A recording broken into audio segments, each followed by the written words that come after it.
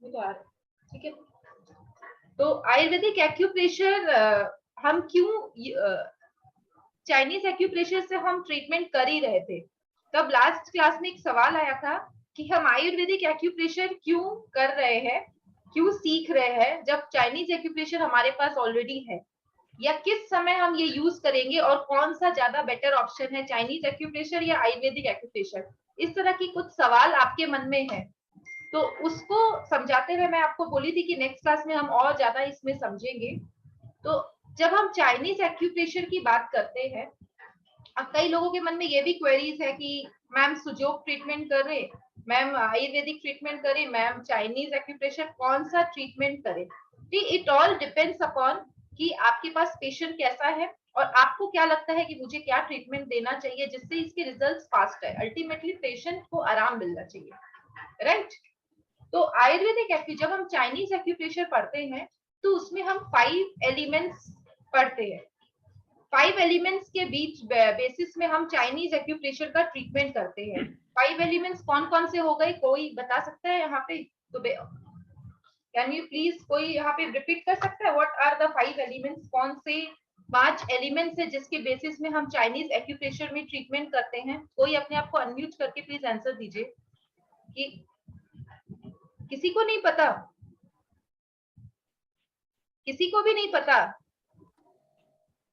wood, fire, wood, जी madam, wind, heat, hotness, humidity, dryness and coldness है। Elements की बात कर रही हूँ मैं। 5 एलिमेंट्स, वो उनकी एनर्जी है।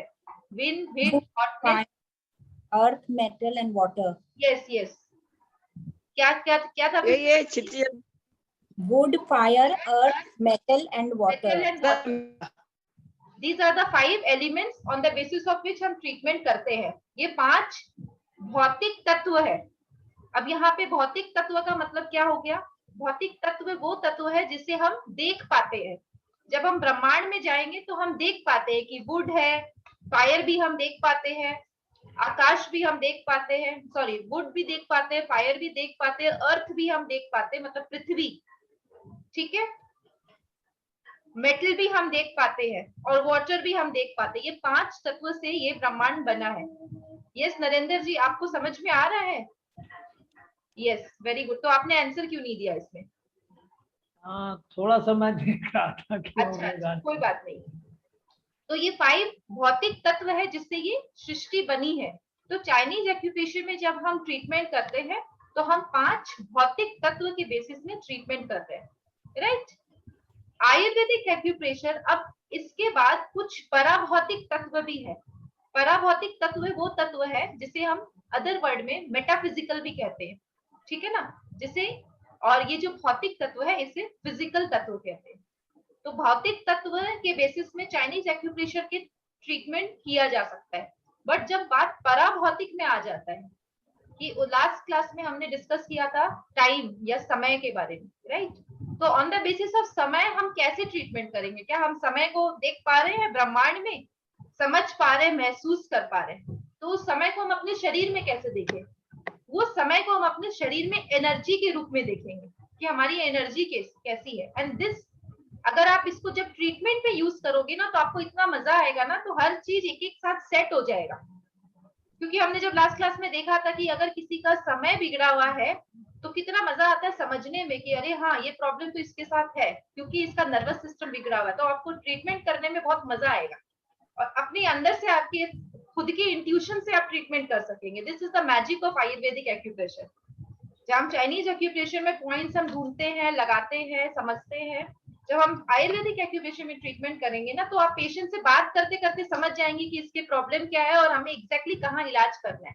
तो this is the magic of Ayurvedic acupressure, क्योंकि Ayurvedic acupressure is based on पराभौतिक तत्व, ठीक है, और 5 मेटाफिजिकल एलिमेंट्स, 5 फिजिकल एलिमेंट्स जिसे हम देख पा रहे हैं, समझ पा रहे हैं और बॉडी में भी समझ पा रहे हैं, ठीक है। इन 5 तत्वों से ही हमारा शरीर बना है। आकाश, वायु, अग्नि, जल, पृथ्वी। आकाश जो हमारा बाउंड्री है दैट इज स्किन। वायु गैसेस के फॉर्म में हम देख पा रहे हैं, ठीक है ना। इसका मतलब इसकी वायु बिगड़ी हुई, अगर किसी को गैस्ट्रिक रिलेटेड इश्यू है हम समझ सकते हैं इसकी वायु बिगड़ी हुई है। अग्नि, स्टोमक में अग्नि है, ठीक है ना, हाइड्रोक्लोरिक एसिड या डाइजेस्टिव जूसेस, दिस इज अग्नि, ठीक है। आकाश, वायु, अग्नि, जल, जल 70% of human body is water, सबको पता है 70% पानी है हमारे बॉडी में, ठीक है ना। और पृथ्वी, ये जो हड्डियां है, बोन्स है, दिस आर पृथ्वी, ये 5 तत्व हम देख पा रहे शरीर में। तब ये 5 पराभौतिक तत्व कहाँ से आ गए? उस 5 पराभौतिक तत्व और भौतिक तत्वों को मिला के ही हम आयुर्वेदिक एक्यूप्रेशर में ट्रीटमेंट करते हैं। This is the base of Ayurvedic acupressure. जैसे चाइनीज एक्यूप्रेशर में 5 तत्व होते हैं, आयुर्वेदिक एक्यूप्रेशर में 10 तत्व होते हैं, 10 एलिमेंट्स, ठीक है ना। This is the basis of 10 elements theory. कौन से 10 एलिमेंट्स है? 5 तो जो आयुर्वेद चाइनीज एक्यूप्रेशर में हम यूज करते हैं, समझते हैं, दैट इज आकाश, वायु, अग्नि, जल, पृथ्वी, ये 5 तत्व चाइनीज एक्यूप्रेशर वाले सेम टू सेम। उसके बाद कुछ 5 मेटाफिजिकल एलिमेंट्स है जिससे हम ट्रीटमेंट करते हैं, जिसके बारे में लास्ट क्लास में हमने एक एलिमेंट के बारे में पढ़ा था, दैट इज समय, ठीक है, दैट इज काल। काल को हम समय भी बोलते हैं, राइट। इसे हम समझेंगे कैसे? अच्छा, अगर आप अपना वीडियो ऑन कर लो, ठीक है ना, मंजुला जी, सविता जी, तो it will be very easier to communicate, ठीक है ना। तो सविता जी, आपको वीडियो ऑन करने में कोई परेशानी हो रही है अभी? इन 10 तत्वों को हम एक स्टोरी के रूप में समझेंगे, एक कहानी। इस कहानी को ऐसा नहीं है कि ये कहानी हमें याद करनी है, बट आपको याद करने के लिए, तत्व को याद रखने के लिए ये कहानी आपको बहुत हेल्प करेगा, ठीक है ना। लेकिन जब हम ट्रीटमेंट करेंगे, आपको इस कहानी का कोई महत्व नहीं है उसमें, जस्ट बिकॉज कि आपको लर्न हो जाए, ठीक है ना, क्योंकि आप लोगों के लिए सब कुछ नया है और कहीं किसी किताब में मिलेगा नहीं कि ऐसे ही हुआ, ये तत्व ऐसे ही आए, जस्ट स्टोरी, ठीक है। तो ये स्टोरी है बिग बैंग स्टोरी, ठीक है ना। बिग बैंग आपने सुना है? बिग बैंग स्टोरी सुना है? जब यूनिवर्स की उत्पत्ति हुई थी, बिग बैंग, ठीक है। तो जब कुछ भी नहीं था, यूनिवर्स भी नहीं था, कुछ भी नहीं था, तब एक बिग बैंग स्टोरी के रूप में पता चला कि यूनिवर्स कहां से आया, ठीक है ना।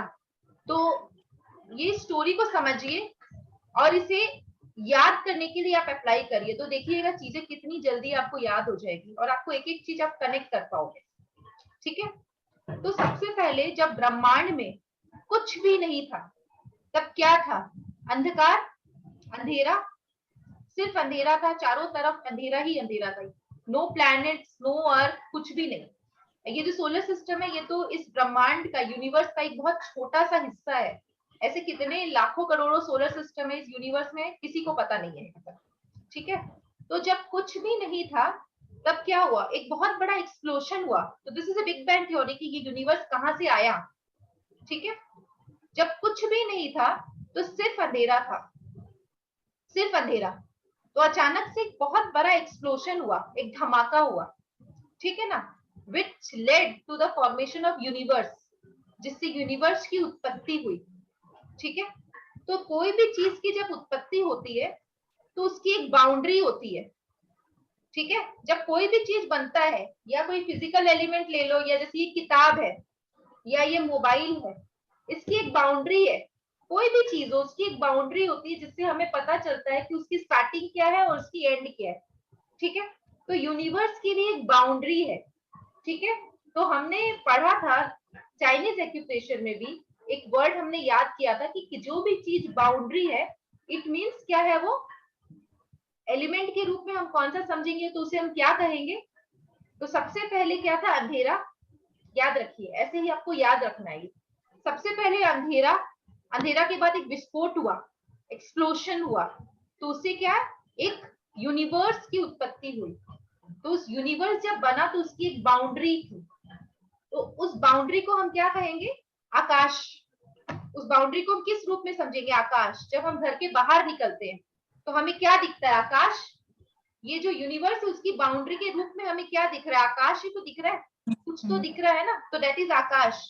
कहीं भी चल जाओ, आप घर के बाहर चले जाओ, आप लंदन, अमेरिका या कोई भी दुनिया में चले जाओ, आपको बाहर क्या दिखेगा? आकाश। तो ब्रह्मांड में हम आकाश देख पा रहे हैं, तो दैट इज आकाश, ठीक है। तो आकाश के लिए आप एक शब्द याद करिए, बाउंड्री। और ये शब्द आपको हमेशा याद रखना पड़ेगा। कोई भी चीज जब बनेगा तो उसके लिए उसकी एक बाउंड्री होगी, तो दैट इज आकाश। एक और छोटा सा रूप में समझिए, तब हम आगे और इसे समझेंगे। हमारे शरीर की बाउंड्री क्या है? हमारे शरीर की बाउंड्री क्या है? Skin. स्किन। ठीक है, तो जब हम आगे समझेंगे तब Skin. हम देखेंगे कि आकाश का जब हम ट्रीटमेंट करेंगे, जब स्किन रिलेटेड इश्यूज होगा, तो हम कौन से तत्व को चूज करेंगे? आकाश। आकाश। अदर फैक्टर्स भी है, बट हम किस तत्व को चूज करेंगे? आकाश को। ठीक है, नेक्स्ट। तो जब एक्सप्लोजन हुआ तब यूनिवर्स का फॉर्मेशन हुआ, एंड यूनिवर्स की एक बाउंड्री थी जिसे हम आकाश कहते हैं। ठीक है ना, आकाश। ओके, ये जो स्टोरी है, मैं बार बार बोल रही हूँ, इसे प्रैक्टिकल में मत कनेक्ट करिए, ऐसे कैसे हुआ वैसे कैसे हुआ। This will help you very much in learning things. Okay, जब हम बच्चे थे ना, तो हमें पेरेंट्स स्टोरी सुनाते थे, और जब स्टोरी सुनाते थे तो बड़ा याद मजा आता था लर्न करने में कोई चीज। और जब आप स्टोरी सुनते हो ना, आपको हर चीज याद रहेगा। ठीक है, कोई भी स्टोरी हो, बचपन में छोटी छोटी स्टोरी सुनी हुई रहेगी ना, आपको याद रहेगी कि एक कौवा था जिसे बहुत तेज प्यास लगा, तो उसने क्या किया, वो गया, उसे एक मटकी दिखी, मटकी में बहुत सारा पत्थर डाला, डालते डालते डालते पानी अपने आप ऊपर आ गया। ठीक है, तो ये भी एक साइंस है। ठीक है ना, बट ये स्टोरी बड़ा हमेशा याद रहेगा, हम लाइफ में कभी नहीं भूलेंगे ये स्टोरी। ठीक है, लेकिन बाकी चीजें भूल जाते हैं। बचपन में बहुत कुछ पढ़ा था, सारा ऊपर से चला गया, लेकिन स्टोरी बड़ा याद रहता है। ठीक है, तो सबसे पहले अंधकार, दैट इज, अंधकार के लिए एक शब्द लिखिए, दैट इज तम। अंधकार को हम कहते हैं तम। ठीक है ना, तम इज एन एलिमेंट। सबसे पहला अंधकार, दैट इज तम। तम के बाद क्या हुआ? एक्सप्लोशन। एक्सप्लोशन के बाद क्या हुआ? उसकी एक बाउंड्री थी जिसे हम कहेंगे आकाश। आकाश के लिए एक शब्द है, दैट इज बाउंड्री। ठीक है, जब एक्सप्लोशन हुआ तो वहां पे बहुत गर्मी थी, गर्माहट। ठीक है, तो उसमें जब कोई भी एक्सप्लोशन होता है, गर्मी होती है, और उसमें क्या होता है, बहुत सारे गैसेस निकले। जब एक्सप्लोशन होगा तो गैसेस निकलेगी, हवा निकलेगी। ठीक है ना, जब एक्सप्लोशन, कुछ भी धमाका होता है, तो बम से क्या निकलता है, बहुत सारे गैसेस निकलते हैं। तो what is this gases? This is वायु। ठीक है, ये गैसेस क्या है? कुछ एक्सप्लोशन होगा तो बहुत गैसेस निकलेगी, and this explosion led to the formation of वायु। ओके, दिस इज वायु। और गैसेस मतलब ये नहीं कि सिर्फ उसमें ऑक्सीजन है। आज जो हम पृथ्वी में देख रहे हैं, ब्रह्मांड में जब हम, हवा है, और हवा में क्या सिर्फ ऑक्सीजन ले रहे हैं? जब हम लोग सांस ले रहे हैं, हम लोग सिर्फ ऑक्सीजन नहीं ले रहे। Oxygen is only A part जो हम लोग ले रहे हैं। ऑक्सीजन के साथ बहुत सारे गैसेस हमारे पेट में जा रहे हैं, लेकिन लंग्स उसको फिल्टर करके बाहर निकाल देता है। जो जरूरत होता है, वो हमारा बॉडी इतना स्मार्ट है कि उनको पता है कि हमें क्या रखना है और क्या निकालना है। ठीक है, तो this explosion led to the formation of वायु। वायु के लिए एक शब्द, मैंने पहले भी कहा था कि एक शब्द याद रखिए। बताइए कौन सा शब्द है? वायु के लिए एक शब्द है, बताइए Savita ji. What? Yes, What? Movement. Gati. Movement. किसने दिया? मम्मी जी ने। Yes yes, very good. वायु के लिए एक शब्द है, दैट इज मूवमेंट। कोई भी चीज अगर मूव कर रहा है, ये देखिए, ये किताब यहाँ से मूव कर रही है, तो ये कैसे मूव कर रही है? ऊपर फैन चल रहा है इसीलिए मूव कर रही है ना। तो दिस इज वायु। वायु के लिए एक शब्द लिखिए, that is movement. This is the third element. ठीक है, third is movement, that is वायु। ब्रह्मांड। अब हम जब आगे पढ़ेंगे तो हम देखेंगे ब्रह्मांड, शरीर और मन, तीनों की कनेक्टिविटी कैसी है। ठीक है, जब बहुत सारी वायु थी हवा में, तो उनके बीच में क्या हुआ? फ्रिक्शन हुआ, घर्षण हुई। फ्रिक्शन मतलब घर्षण। अब किसी भी चीज में अगर फ्रिक्शन होती है, फॉर एग्जाम्पल हम अपने हाथ में फ्रिक्शन कर रहे हैं, तो क्या उत्पन्न होती है? कोई भी चीज में जब फ्रिक्शन होता है तो क्या होती है? गर्माहट, हीट, गर्मी। ये गर्मी को हम कहेंगे अग्नि। This led to the formation of अग्नि। दोनों, जब वायु के बीच में फ्रिक्शन हुई, this led to the formation of अग्नि। ठीक है, ओके, तो आकाश, वायु, अग्नि। आकाश से आया वायु, एक्सप्लोशन में आकाश का फॉर्मेशन हुआ। जब एक्सप्लोशन हुआ, बहुत सारी गैसेस की उत्पत्ति हुई, तो उससे वायु बना। वायु के बीच में जब फ्रिक्शन हुई, this led to the formation of अग्नि। क्लियर? अभी तक क्लियर है? Friction of all the molecules led to the formation of अग्नि। ठीक है ना? अग्नि के लिए एक शब्द याद करिए, रूप। रूप लिखिए, कलर, स्लैश देखिए, रूप लिखिए, कलर लिखिए, रंग लिख सकते हैं, अलग अलग शब्द है जिससे आप याद रख सकोगे। अब अग्नि रूप कैसे देती है? फॉर एग्जाम्पल, रोटी अगर बहुत ज्यादा सिक जाती है तो क्या हो जाती है? काली। और रोटी कम सिकती है तो कौन सा कलर होता है? सफेद, व्हाइट। तो अग्नि क्या देती है? अग्नि रूप देती है। तो हमारे शरीर में अगर कोई भी रूप का डिफरेंस हो रहा है, फॉर एग्जांपल अचानक से जो इंसान बहुत गोरा है बहुत डार्क हो जा रहा है, होता है ना, तुम अचानक से इतने डार्क कैसे हो गए, या स्किन में ब्लैक पैचेस हो जाते हैं, यहाँ फोरहेड में ब्लैक पैचेस हो जाते हैं, तो जिसके, और ये बहुत अच्छा डायग्नोसिस है, ये डायग्नोसिस बहुत अच्छा है। जिसके भी यहाँ फोरहेड में ब्लैक पैचेस है ना, यहाँ काले काले हो जाते हैं, इट मीन्स कि उसकी हार्ट की हीट बहुत बढ़ी हुई है।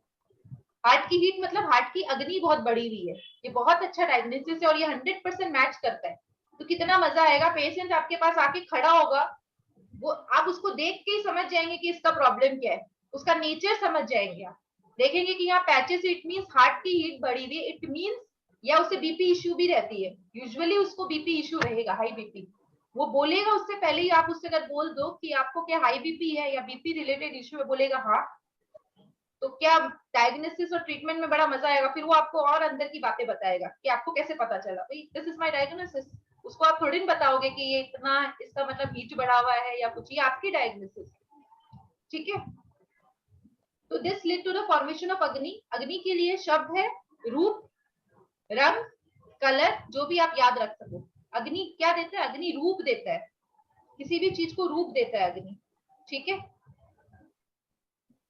दिस अग्नि, तो ये जो गैसेस में थे, गैसेस थे, जब अग्नि हुई, जब गर्माहट हुई, जब जलन हुई, तो क्या हुआ? वो सब जलने से क्या होता है? This led to the formation of water vapour. जब ये जला तो this led to the formation of water vapour. Okay, तो वाटर वेपर का फॉर्मेशन हुआ, एंड वाटर वेपर का जो शब्द है that is water, that is जल, फोर्थ एलिमेंट।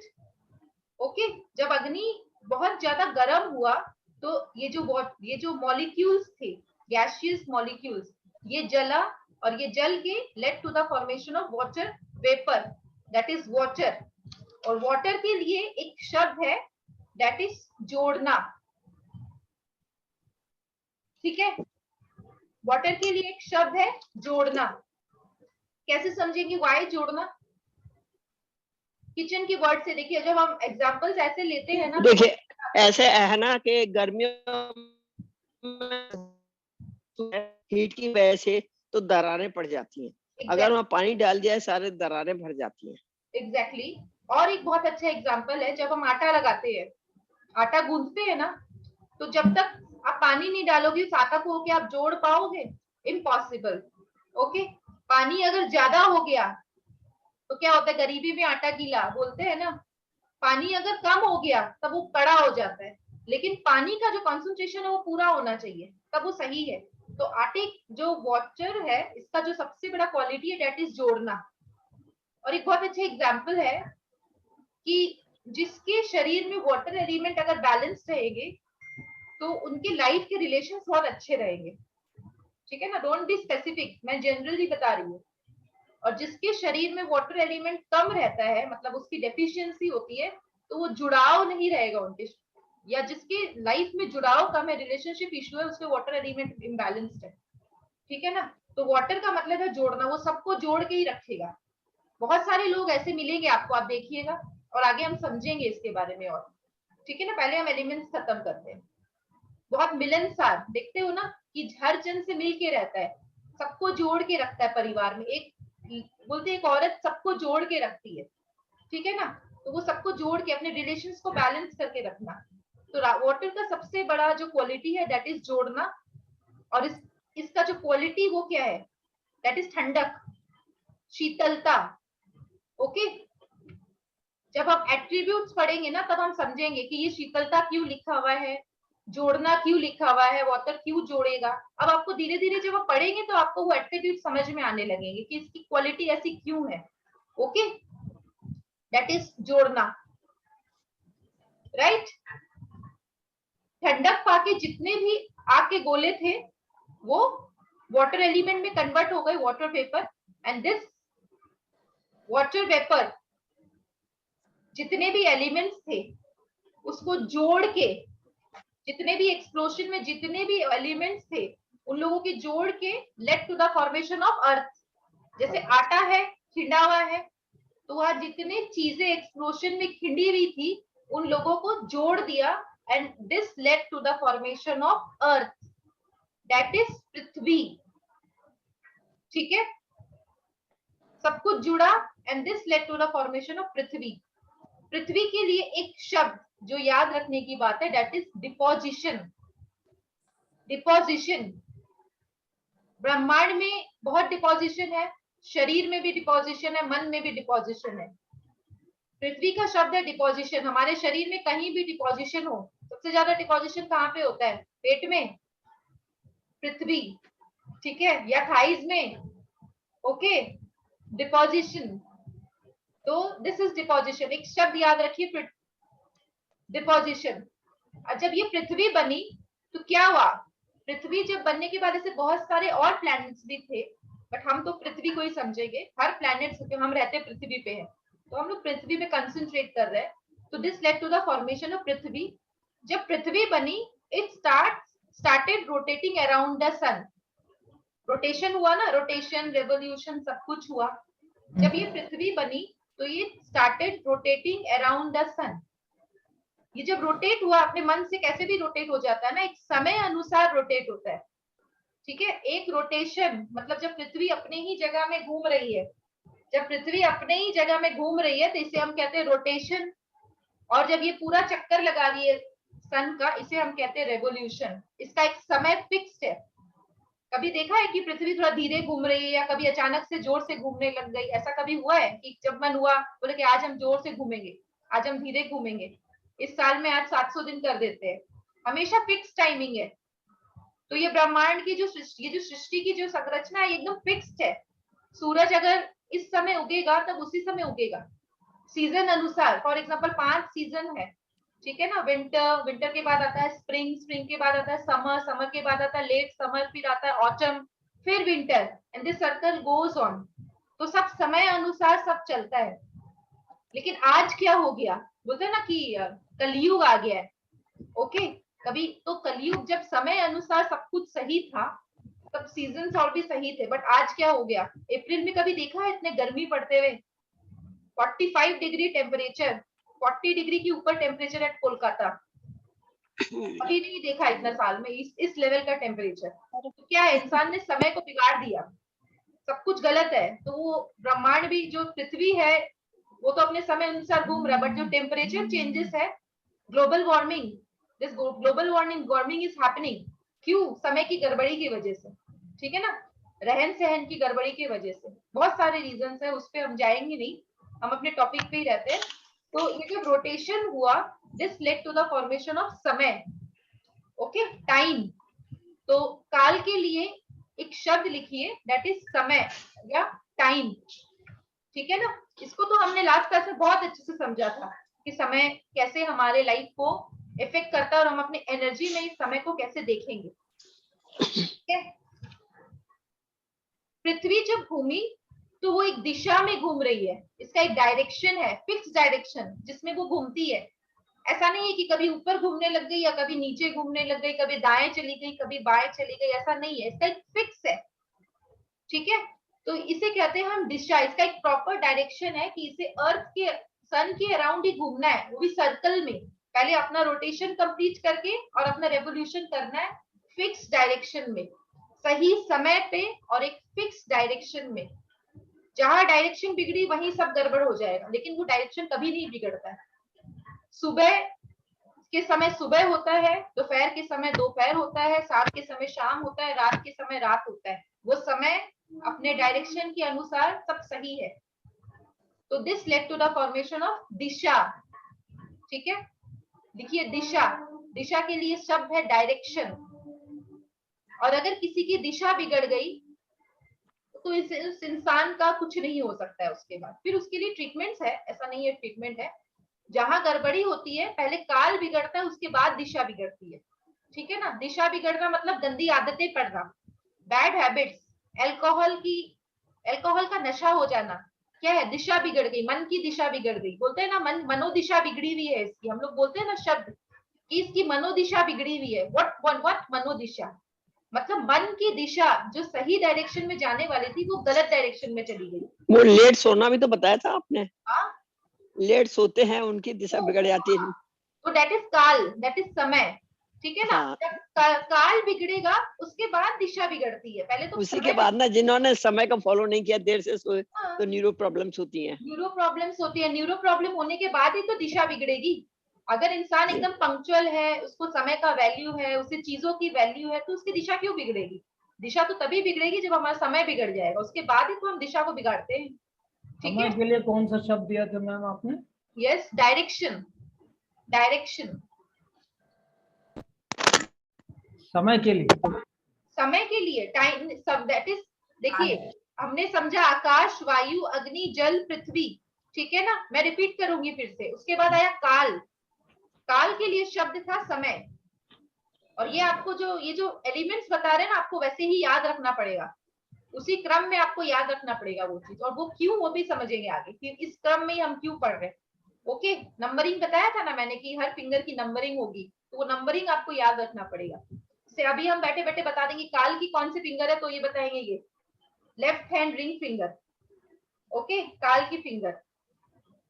ये इंपॉर्टेंस है कि जब शादी में बहुत आगे और इस चीज को समझेंगे, अभी ये टॉपिक बहुत बड़ा चला जाएगा कि इसी फिंगर को क्यों चूज किया जाता है। वो एक दिलवाले दुल्हनिया ले जाएंगे मूवी है ना, उसमें बताया है कि इस फिंगर में, आई थिंक सबको याद होगा, that dialogue is very famous, कि शादी की अंगूठी हम इस अंगुली में ही क्यों पहनते हैं, फिंगर में, लेफ्ट हैंड रिंग फिंगर, क्योंकि ये डायरेक्टली हमारे दिल से कनेक्टेड है। ऐसा याद है ना, इस तरह का डायलॉग सबका देखा हुआ है मूवी, या डायलॉग तो सबको पता होगा, वो याद है, दिल से जुड़ी हुई रहती है। शाहरुख खान काजल को बोलता है कि इस अंगुली में हम लोग इसीलिए पहनते हैं कि ये फिंगर हमारे डायरेक्ट, काजल बोलती है मोस्ट प्रोबेबली कि हमारे दिल से जुड़ी होती है।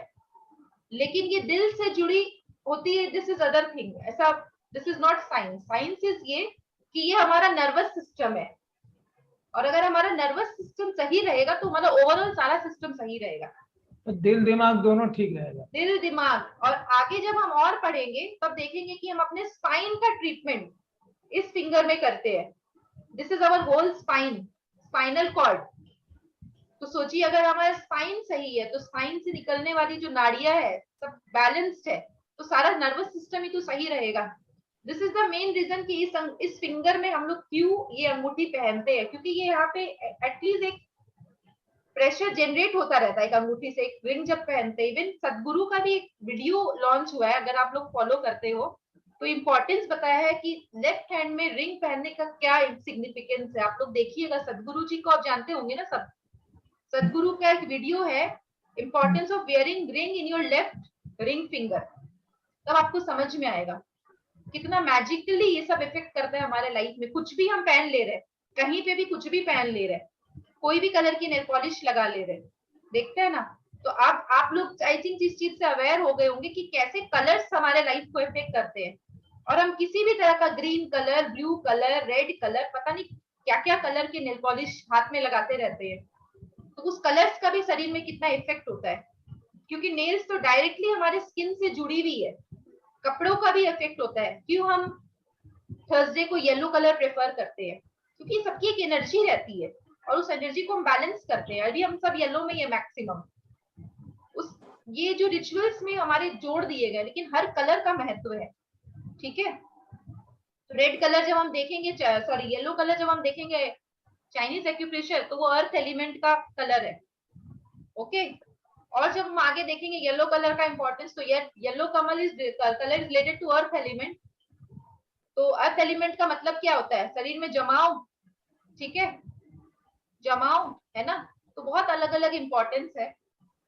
तो ये नेल पॉलिश का भी एक बहुत बड़ा कंसेप्ट है। आपके घर में भी बच्चे होंगे, लड़कियां होगी या नॉर, थोड़ा सा ये ध्यान रखिए कि किसी भी कलर का नेल पॉलिश, क्योंकि आप इस सब्जेक्ट को अब समझ रहे हैं, तो कोई भी कलर का नेल पॉलिश लगा रहे हैं, नॉन लगा रहे हैं, हर चीज का इफेक्ट होता है। If you are going for a party, थोड़ा बहुत कभी लगा लिया तो तुरंत उसको फिर हटा लो।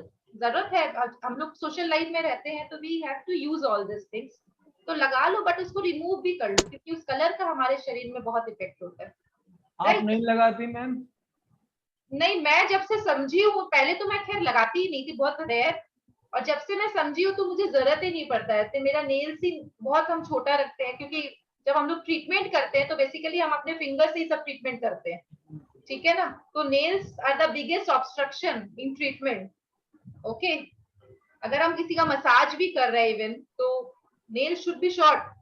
तो जब हम एक्यूप्रेशर में हम सब आएंगे तो हमारा नेल्स का सिग्निफिकेंस इतना ही रहेगा बस, ठीक है। तो हम आए थे दिशा तक। दिशा, काल के बाद आया दिशा। जब दिशा का फॉर्मेशन हुआ, this led to the formation of existence of what? Life.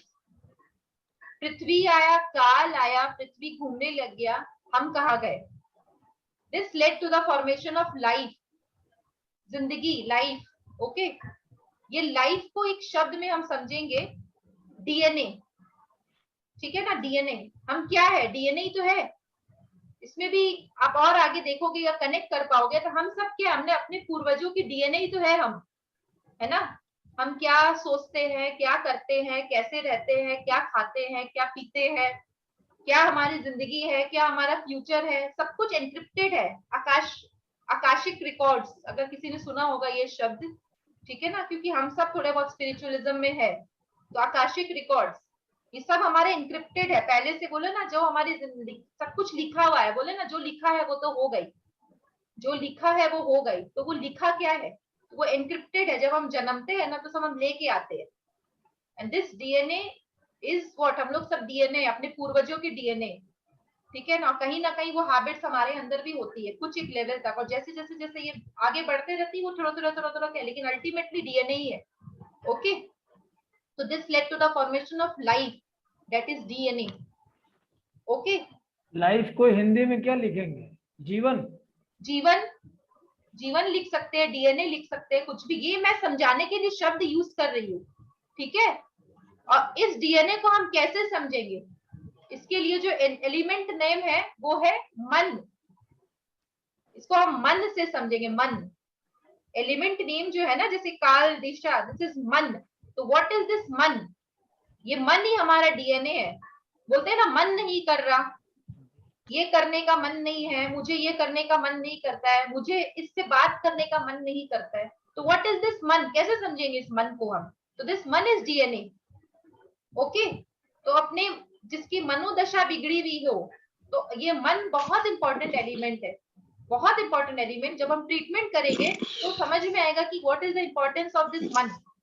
Okay, लेकिन मन को पावरफुल बना के हम आकाशिक रिकॉर्ड और सब कुछ बदल सकते हैं। सब कुछ बदल सकते हैं अपने मन को। बोले ना, मनोबल स्ट्रांग हो। Okay, will power, this is मन। व्हाट इज दिस मन? विल पावर, हमारा विल पावर। किसी का विल पावर क्या होता है, कैसे हम समझेंगे विल पावर?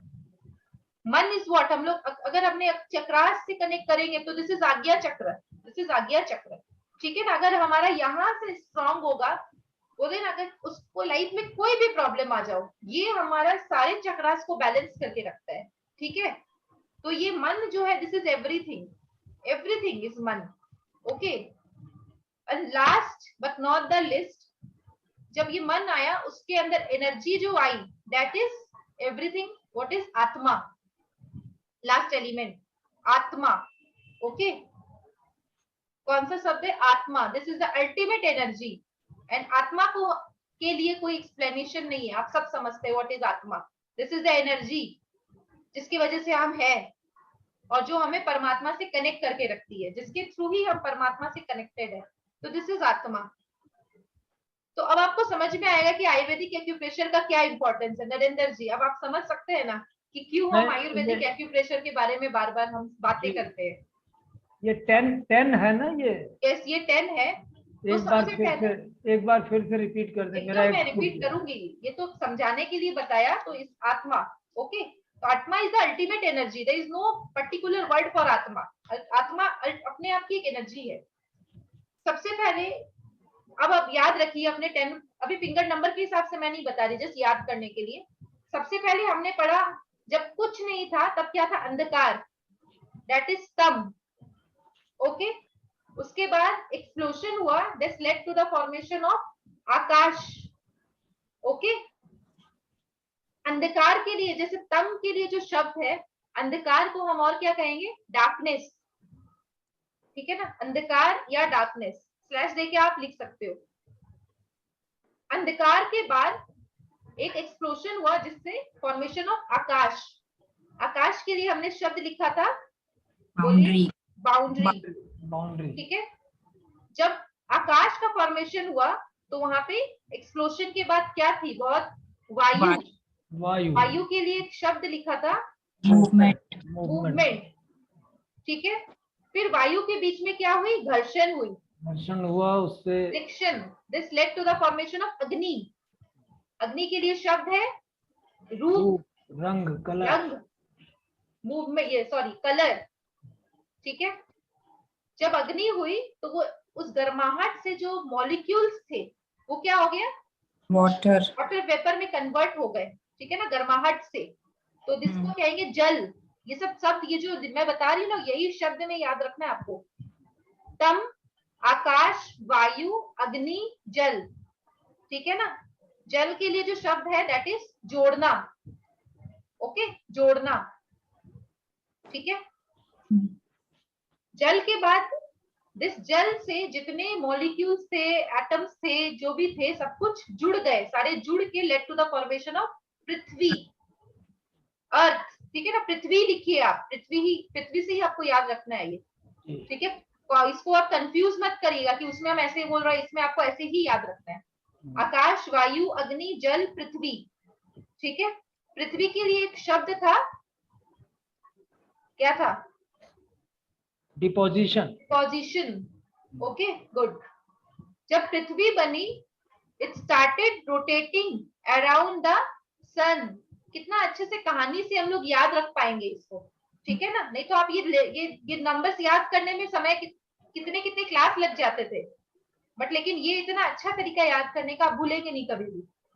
ये जब पृथ्वी बनी तो it started rotating around the sun, और जब रोटेशन हुआ तब समय की उत्पत्ति हुई। समय मतलब सीजन्स, पहले सबसे पहले रोटेशन, रेवोल्यूशन, रोटेशन से क्या, डे एंड नाइट हुआ, डे एंड नाइट से सीजन हुआ, मतलब अलग अलग सीजन फॉर्मेशन, 365 दिन में सीजन का फॉर्मेशन हुआ। तो काल, इस काल के लिए जो शब्द है दैट इज टाइम या समय, कोई भूलेगा नहीं समय को, okay.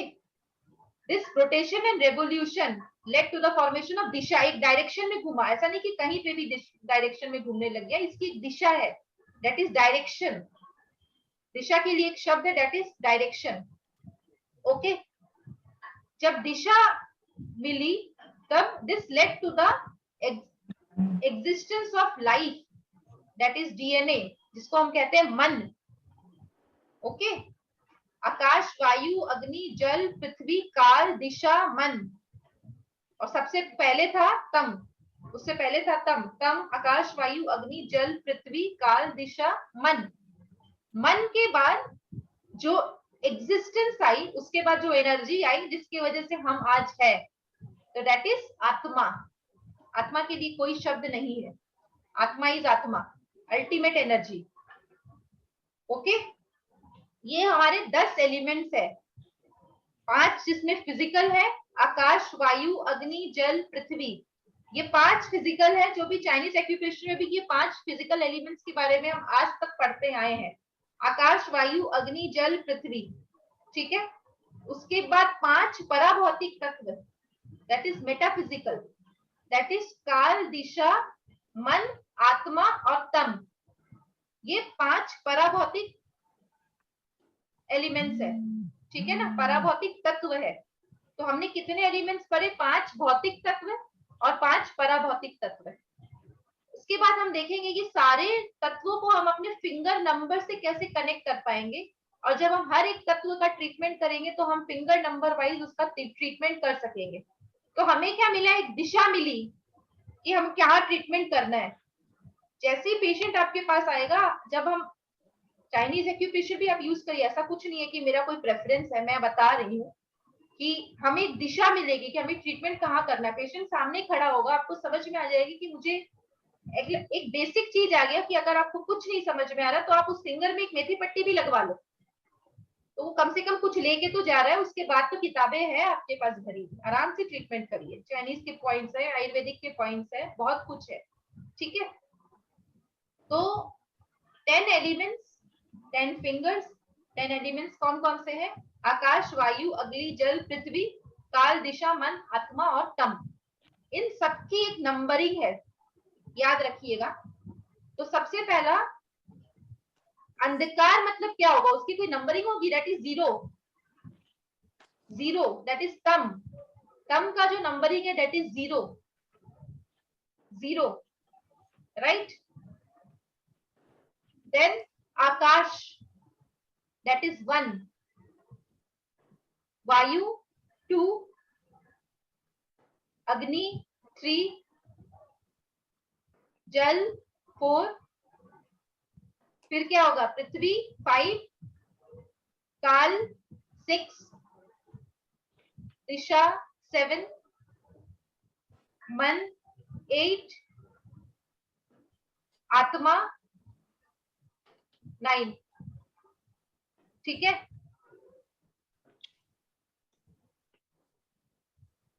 Okay, 10 fingers, 10 elements, okay. अब देखिए कैरेक्टरिस्टिक पढ़ते हैं कि कैसे काल है, कैसे दिशा है, कैसे क्या है, कैसे हम अपने शरीर में इसे समझेंगे। हम शुरू करते हैं आकाश से, ठीक है। आकाश, तो जब हम आकाश देखते हैं तो हम ब्रह्मांड में देख पा रहे हैं आकाश को, कि ब्रह्मांड में जहां निकलते हैं हम आकाश देख पा रहे हैं, हर जगह आकाश है, ओके। शरीर में आकाश कहां से दिखेंगे? शरीर में आकाश है हमारा स्किन, ठीक है। हमारे जितनी भी शरीर की जो बाउंड्री है दैट इज अवर स्किन। आकाश जब बाहर देखेंगे that is space, this space is Akash, okay.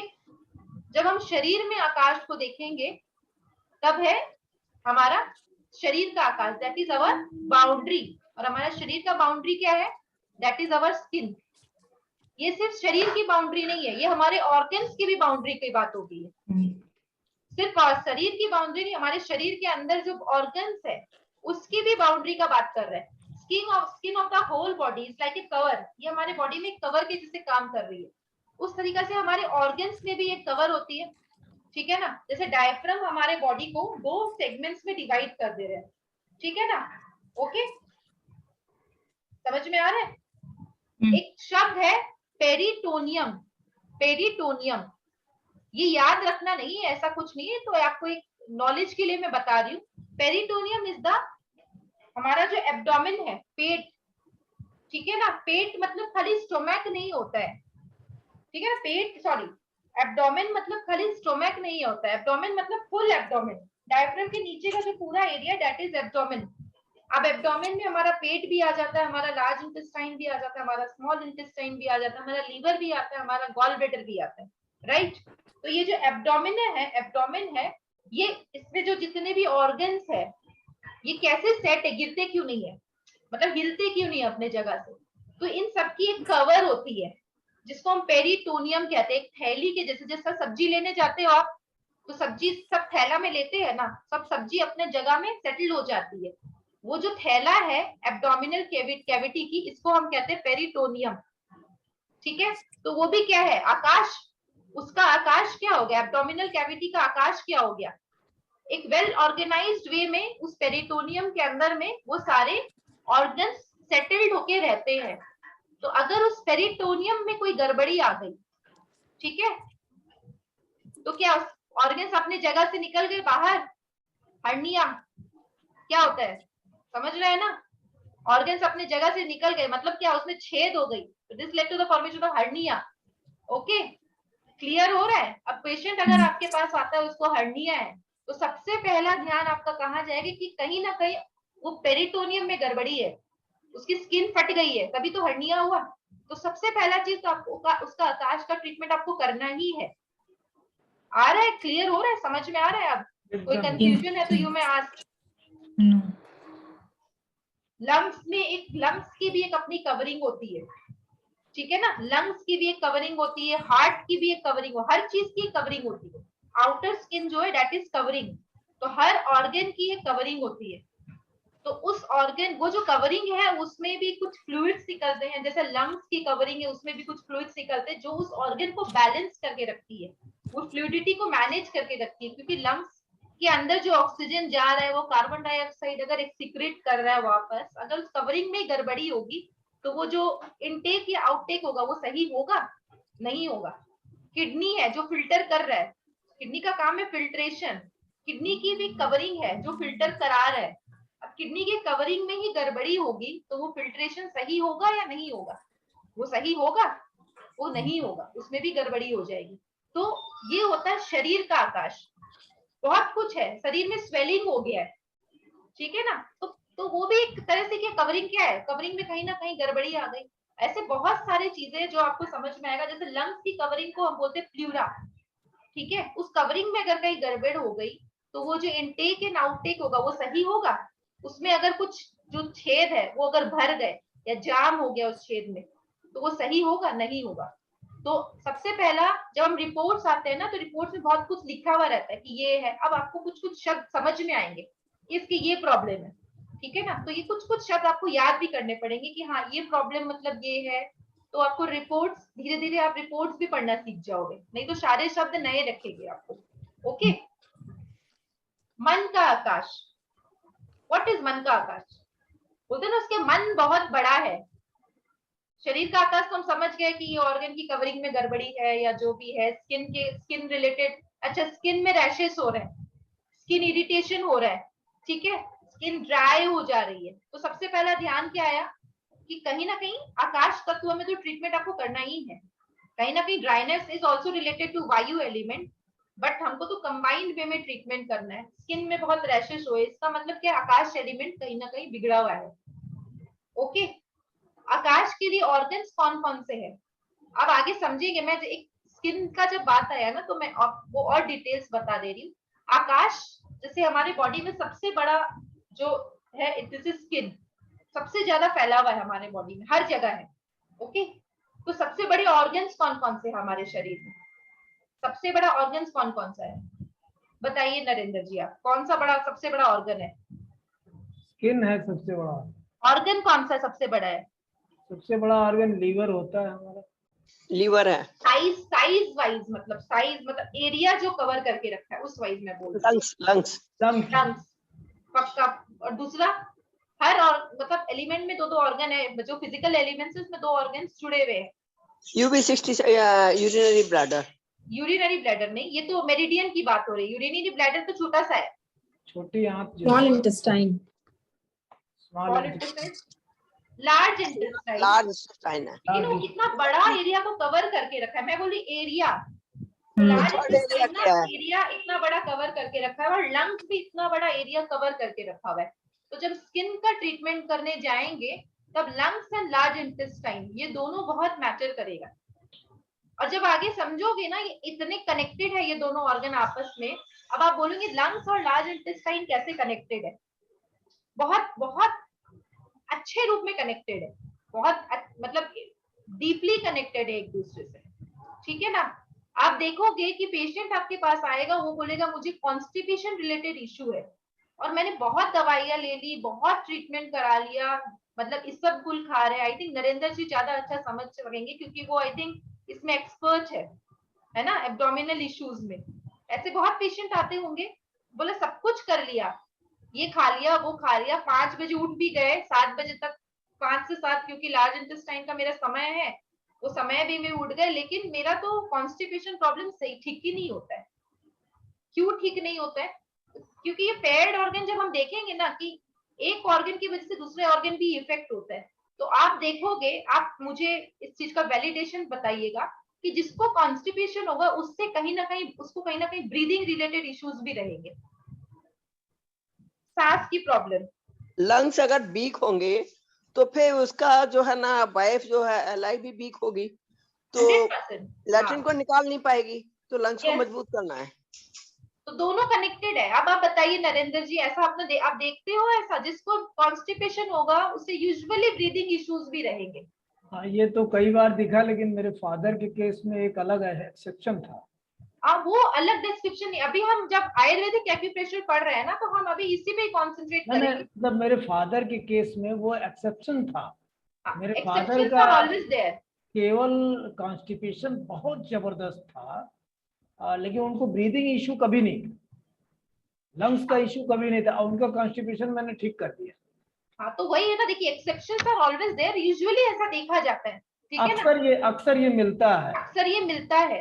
तो ये ऑर्गन्स कनेक्टेड है, और यू क्यों कनेक्टेड है ना, उसके पीछे भी साइंटिफिक रीजन है। तो वो और अभी समझोगे, अभी हम एक एक ऑर्गन का थोड़ा थोड़ा समझते हैं, फिर बाद में हम डिटेलिंग में जाएंगे, ठीक है ना। ऐसा ब्रीदिंग का इशू नहीं है माना, हाँ, लेकिन फिर भी लंग्स वीक होंगे कहीं ना कहीं, हाँ, वो लंग्स स्ट्रेंथ वीक लंग्स में होंगे, नहीं होगी। लंग्स वीक होंगे या ऑक्सीजन इंटेक सही नहीं हो रहा है शरीर में, बहुत मैं सारे बहुत रीजंस है, नहीं, ठीक लेकिन है। मेरे फादर का जो इश्यू है उसमें उनका तो इतनी लंबी सांस लेते हैं, वो प्राणायाम बहुत ज्यादा करते हैं, अच्छा, तो और एक उनको जब कभी उम्र नहीं बढ़ हुआ। जाता है, इसमें एक और चीज है, जब उम्र बढ़ जाता है तो धीरे धीरे हमारे ऑर्गन्स की एनर्जी वीक भी हो जाती है, ठीक है ना। फॉर एग्जाम्पल, यूजुअली जब एक सीनियर मतलब उम्रदार व्यक्ति को कॉन्स्टिपेशन ज्यादा रहता है, बहुत जनों को कॉन्स्टिपेशन का प्रॉब्लम होता है, बोला मेरा तो स्टूल क्लीन ही नहीं होता है, तो कहीं ना कहीं उनके लंग्स वीक हो जाते हैं। तो लंग्स वीक होने से कॉन्स्टिपेशन प्रॉब्लम उनके साथ यूजुअली रहता है। तो उस समय हम लोग क्या करते हैं, एनर्जी को बढ़ाते हैं। जब ट्रीटमेंट में आएंगे तब आप समझेंगे। और इससे सिर्फ लंग्स से कनेक्टेड नहीं है, ऐसे और बहुत सारे ऑर्गन्स कनेक्टेड होते हैं। कॉन्स्टिपेशन मतलब क्या करते हैं हम लोग, क्या करते हैं, खाली लार्ज इंटेस्टाइन में ट्रीटमेंट करते हैं, मतलब अगर नॉर्मली हम ट्रीटमेंट कर रहे हैं, कॉन्स्टिपेशन हुआ तो चले लगता है आते में कहीं खराबी है तो उसको दवाई दे दो, वो ठीक होगा।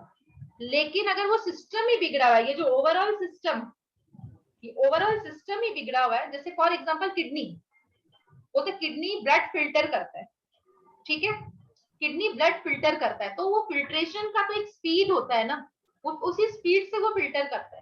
लेकिन जिसको डायलिसिस का इश्यू हो रहा है या किडनी रिलेटेड इश्यूज जिसको हो रहा है, उसको यूजुअली क्या देखा जाता है, उसका फिल्ट्रेशन रेट, मतलब किडनी काम करना बंद कर दे रहा है, किडनी काम कर देना बंद कर देता है, तब जाके वो डायलिसिस में चला जाता है। तो एक्सटर्नल सिस्टम से उसकी जो जो डायलिसिस जो है ना, डायलिसिस में क्या होता है, वो एक्सटर्नल सिस्टम से वो फिल्ट्रेशन प्रोसेस किया जाता है, बहुत लंबा प्रोसेस है ये, ठीक है।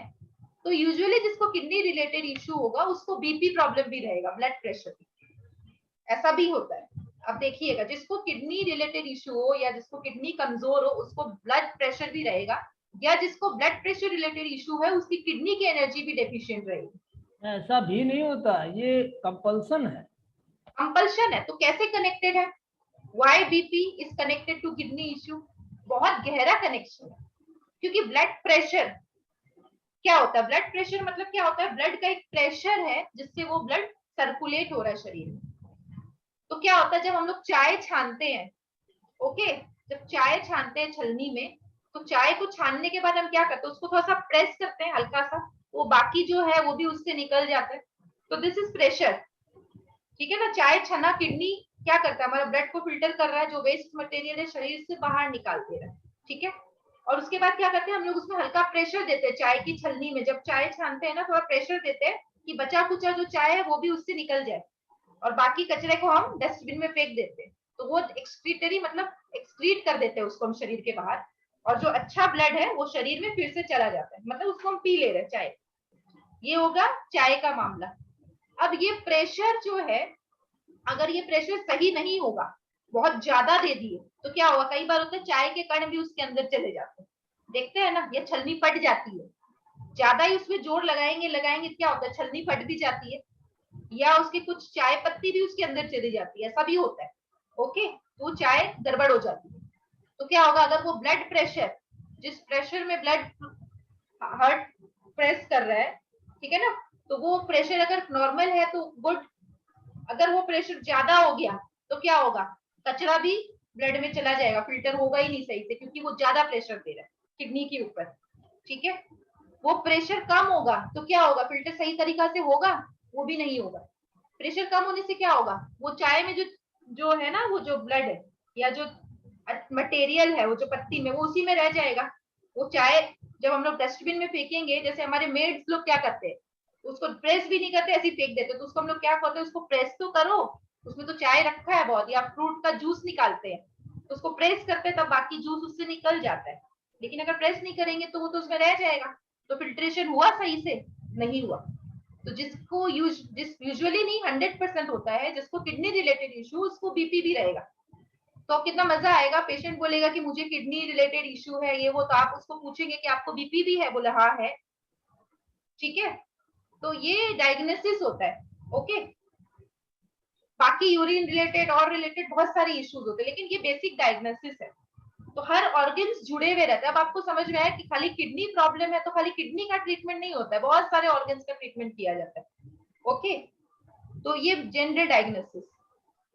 उसके बाद हम देखेंगे वायु। हम वायु करेंगे, उसके बाद हम आज ये टॉपिक आज यहाँ खत्म करेंगे, फिर हम लोग नेक्स्ट क्लास में करेंगे। नेक्स्ट क्लास तक आप जितना कराएं उसको पूरा रिवीजन करिएगा, राइट। अच्छा, फिर हम मन का आकाश देख रहे थे। अच्छा, ये तो हम डिस्कस ही नहीं कि मन का आकाश बोलते हैं ना, इसका मन बहुत बड़ा है। ये मन बड़ा कि मन को क्या तोल सकते हैं कि 5 किलो का मन या 6 किलो का मन? तोल नहीं सकते। मन बहुत बड़ा है या मन बहुत छोटा है? उसका मन बहुत छोटा है, उससे कुछ मांगो मत, उसका मन बहुत छोटा है। मतलब मन का आकाश, मन की बाउंड्री, हमारे सोचने की शक्ति जो है वो किस लेवल तक हम लोग सोचते हैं। कोई इंसान होता है जिसका सोच बहुत बड़ा होता है कि हम बहुत बड़ा विजन है, बोलते ना विजन, एक वर्ड आजकल बहुत चला हुआ है विजन, है ना, दूरदर्शकता, दूरदर्शिका, इस तरह से कुछ बोलते हैं ना, दूरदर्शनता। तो वो जो हमारे दूर की जो विजन है वो बहुत बड़ी है, तो हम बड़ा काम कर सकते हैं। और दूर की विजन छोटी होगी ना कि नहीं ये तो बहुत टफ है, ये काम हम नहीं कर सकेंगे, मतलब वो आगे का सोच ही नहीं रहे कि हम क्या विजन हमें करना है। तो दिस इज मन का आकाश। मन का आकाश बड़ा और मन का आकाश छोटा, कनेक्ट कर पा रहे हैं ना कि मन का आकाश कैसा है? मन बहुत बड़ा है, ठीक है। तो ये मन का आकाश। अब हम आएंगे वायु। बहुत ब्यूटीफुल सब्जेक्ट है ये वायु। वायु के लिए शब्द है मूवमेंट। ब्रह्मांड में हम वायु को देख पा रहे हैं, ठीक है, हवा चल रही है, पत्ते हिल रहे हैं, एवरीथिंग वायु, ठीक है।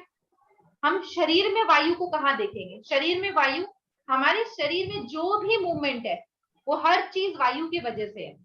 पलकों का झपकना, ब्लड का शरीर में फ्लो होना, हार्ट जो ब्लड पंप कर रहा है, दैट इज मूवमेंट, हर जगह मूवमेंट है। लार्ज इंटेस्टाइन में पेरिस्टोसिस मूवमेंट है, पेरिस्टेटिक मूवमेंट हमारे लार्ज इंटेस्टाइन में है, ठीक है ना। किडनी में मूवमेंट है, तभी वो फिल्ट्रेशन हो रहा है। यूरिनरी ब्लैडर में यूरिन जा रहा है, यूरिन बाहर जा रहा है। लंग्स में मूवमेंट है, तभी हम सांस ले पा रहे हैं। हर जगह मूवमेंट है, ऐसा कोई जगह नहीं है बॉडी में जहां मूवमेंट नहीं है। और जहां ये मूवमेंट बिगड़ती है वहीं पे गड़बड़ी होती है। ईच एंड एवरी मूवमेंट, जो फ्लूइड्स हमारे शरीर में हर जगह फ्लो कर रहे हैं, एवरीथिंग इज ए मूवमेंट। हाथ हिल रहा है, मसल्स मूवमेंट हो रही है, हर जगह मूवमेंट है। ये जो हमारे जो टंग मूवमेंट हो रही है तब हम बोल पा रहे हैं, आंखों की मूवमेंट आ रही है तब हम हो रही है तब हम देख पा रहे हैं, ठीक है ना। ये लंग्स की मूवमेंट हो रही है तब हम सांस ले पा रहे हैं। तो एवरीथिंग इज मूवमेंट, किसी भी तरह का चाहे वो मूवमेंट हो। तो अगर ये मूवमेंट कहीं पे बिगड़ गई तो वहीं पे गड़बड़ी है। हार्ट अगर फास्ट मूव किया तो हाई ब्लड प्रेशर, हार्ट अगर लेस मूव किया तो लो ब्लड प्रेशर, ठीक है। पलके, बोलते ना पलके सही तरीका के अगर मतलब छपक रही है तो इट्स ओके। पलके अगर ज्यादा तेज छपकने लग जाए तो भी प्रॉब्लम। पलके अगर एकदम ही नहीं छपक रही है तो भी प्रॉब्लम। पलके अगर, ये जो है ना, this is involuntary movement, this is not voluntary. Voluntary involuntary दो शब्द हम पढ़े थे। वॉलेंटरी जो हम अपने मन से कर रहे हैं, इनवॉलेंटरी मतलब जो अपने आप हो रही है। ये पलक झपकना हमारे कंट्रोल में नहीं है, लेकिन ये जब कंट्रोल के बाहर चली जाती है, फॉर एग्जाम्पल एक बीमारी है टॉसिस, PTOSIS, जिसमें पलक जो है ये झपक गई, फिर आपको पकड़ के उसको उठाना पड़ता है। Is it natural? नेचुरल नहीं है, ये एक बीमारी है। इसको कहते हैं टॉसिस, जिसमें पलक जो है जो झपक गई तो ये अपने आप उठ नहीं रहा है, उसको आपको पकड़ के उठाना पड़ रहा है। ओके, ये एक बीमारी है, ठीक है ना। अपने आप पलक बंद हो गया, उठाना बहुत बड़ा बीमारी है ये, तो इसको कहते हैं टॉसिस। तो इसका मतलब क्या है कि कहीं ना कहीं वायु बिगड़ी हुई है। तो सबसे पहला ट्रीटमेंट में ध्यान कहाँ है? नर्वस रिलेटेड इश्यूज तो है ही, नर्वस सिस्टम प्रॉब्लम है, लेकिन कहीं ना कहीं वायु भी बिगड़ी हुई है, ठीक है ना। तो this is movement in your body, this is वायु। ओके, हर जगह आपको वायु मिलेगी। यूरिन एक्सक्रीट हो रहा है, वायु। स्टूल एक्सक्रीट हो रहा है, वायु। स्मॉल इंटेस्टाइन में जो फ्लूइड्स फ्लो कर रहा है, सब कुछ वायु है। एवरीथिंग इज वायु। मन की वायु, मन में कैसे वायु को देखेंगे? मन की वायु है मन की मूवमेंट। व्हाट इज मन का मूवमेंट? क्लास कर रहे हैं पर ध्यान है कि खाना क्या बनाना है, क्या नहीं बनाना है, बच्चे स्कूल से आए नहीं आए, कितना बजे तक क्लास चलेगा, मैम कब छोड़ेगी, 2:15 बज गया, अभी तक क्लास नहीं हुआ। तो दिस इज मन की वायु। पता है यहाँ बैठना तो है ही, पता है क्लास करना तो है ही, लेकिन मन में विचार चलते जा रहे हैं। तो क्या आप जो सीख रहे हैं आप सीख पाएंगे? नहीं पाएंगे, उस लेवल में नहीं सीख पाएंगे जितना आपको सीखना है। तो ये है मन का मूवमेंट। ओके, तो मन का मूवमेंट इस जरूरी है, ऐसा नहीं है। कुछ कुछ लोग ऐसे होते हैं जो मेडिटेशन में बैठते हैं, बोलते हैं मेडिटेशन में मैम मेरा तो मन ही नहीं लगता है। क्यों? मन में थॉट्स आते रहते हैं। उसी को तो हम कहते हैं ना मेडिटेशन करो, तो बोलते हैं मेडिटेशन तो 5 मिनट भी नहीं कर पाते, मन ही नहीं लगता है मेरा। ऐसा होता है ना। इसका मतलब क्या? मन की वायु, मन की वो जो मूवमेंट है वो जरूरत से ज्यादा है, थॉट्स जो है जरूरत से ज्यादा आते हैं। ठीक है, लेकिन अगर जिसका मन की वायु बैलेंस्ड होगी, जो काम कर रहा है उसको ध्यान से करेगा, जो बोलते हैं ना मल्टीटास्किंग। मल्टीटास्किंग क्या है? मन की वायु बिगड़ी हुई है। मल्टीटास्किंग कोई कंसेप्ट है, आज का नया जमाने का कंसेप्ट है मल्टीटास्किंग। एक साथ बहुत सारा काम कर रहे हैं, देखेंगे कोई भी काम कंप्लीट नहीं हो रहा है, 100% आप कोई चीज में नहीं दे पा रहे हो। तो multitasking is not, I am not against multitasking, in general बता रहे हैं। तो मल्टीटास्किंग इज नॉट गुड। मतलब हमारी वायु जो है बिगड़ी हुई है, यहाँ भी ध्यान है वहां भी ध्यान है, खाना भी बना रहे हैं तो ये भी कर रहे हैं तो वो भी कर रहे हैं, तो टीवी भी देख रहे हैं तो खाना, बच्चे को देखते हैं ना टीवी भी देख रहा है, खाना भी खा रहा है, तो खेल भी रहा है, तो सब कुछ उसी समय ही कर रहा है। तो दिस इज व्हाट वायु। थॉट्स जो है कंट्रोल में ही नहीं है, out, thoughts is out of control. पढ़ने बैठे हैं, किताब की तरफ ध्यान है, लेकिन हम कहीं और ही है। दिस इज मन की वायु। मन की वायु जरूरी है, थॉट्स भी जरूरी है। फॉर एग्जाम्पल, आपने कई लोगों को देखा होगा जिनके घर की जो मतलब फर्नीचर से या कुछ भी चीज है, वो जैसा 25 साल पुराना था ना, आज भी वैसा ही है। कोई चेंज नहीं चाहिए उनको, थॉट फॉर्म्स में कोई चेंज ही नहीं है। मतलब हम जो है हम उसमें खुश है, कुछ चेंज नहीं है। इट मीन्स कि थॉट्स जो है वो स्टेगनेंट हो गए, मतलब एकदम स्टेगनेंट, एक ही तरह का सब कुछ। बहुत देखे होगे आप ऐसा कि जो है, और कुछ ऐसे होते हैं मतलब उनको नई नई चीजें पसंद है, मतलब नई क्रिएटिविटी। दिस इज ऑल्सो वायु। तो मन में वायु बहुत जरूरत है। 10 साल के बच्चे में अगर वायु होगी तो बहुत अच्छी बात है, वो नए नई चीजें सीखेगा, नई नई चीजें याद करेगा। लेकिन एक लेवल तक वो वायु अच्छी होती, वो एक्स्ट्रा हो जाए तो वो गड़बड़ है। थॉट्स होना बहुत जरूरी है। अगर आपके अंदर थॉट्स नहीं होगी तो आप एक्यूप्रेशर सीखते कहाँ से? कहीं ना कहीं आपके मन में थॉट आया होगा ना, अरे एक्यूप्रेशर सीखना जरूरी है, लेकिन आप सोचते कि क्या है, छोड़ो, हम खाना बनाने में ही खुश है बहुत। तो क्या वो वायु आपको हेल्प किया एक नई साइंस सीखने में? तो वो वायु जरूरी है। ठीक है, आ रहा है, क्लियर हो रहा है समझ में? तो एवरीथिंग इज गुड, अगर लिमिट तक है तो सब अच्छा है। हवा नॉर्मल चल रहा है तो मजा आता है, शीतलता है उस हवा में। वो हवा बहुत तेज चलने लग गई तो वो तूफान लेके आता है। तो मन की वायु बिगड़ी होती है तो वो तूफान ही लेके आता है जिंदगी में। समझ रहे हो ना? तो क्या होता है, आंधी तूफान सब कुछ तहस नहस करके चला जाता है। तो मन की वायु बिगड़ी हुई होगी तब क्या होगा, वो सब कुछ तहस नहस ही कर देता है, आप कुछ नहीं कर पाते। ठीक है, तो हमने पढ़ा आकाश, फिर वायु। आज हम यहीं पे खत्म करते हैं, नेक्स्ट क्लास विल कंटिन्यू। अगर कुछ सवाल है तो यू में आस्क, अदरवाइज मुझे ऐसा लगता है कि आप लोग जो टॉपिक पढ़ाएं उसको ठीक से पढ़िएगा और उसको समझने का कोशिश करिएगा। बुक जो है दैट इज भारद्वाज, भारद्वाज का बुक होगा, आयुर्वेदिक एक्यूप्रेशर का। एक छोटा सा, इतना बड़ा बुक है आपके पास, नॉट छोटा सा, मीडियम साइज का बुक है। यस, भारद्वाज। कौन सा बुक दिखा रहे हो आप सविता जी? हाँ ये वाला, क्योंकि उससे पहले वाला तो अग्निवेश था। हाँ ये भारद्वाज बुक है। इस बुक में आप देखिएगा, पेज नंबर अभी मेरे पास बुक है नहीं, पेज नंबर आप देखिएगा। उसमें ये जितने एलिमेंट्स है, आपका क्लास का होमवर्क यही है कि आपको सारे एलिमेंट्स का नाम याद रखना है और नंबरिंग याद रखना है।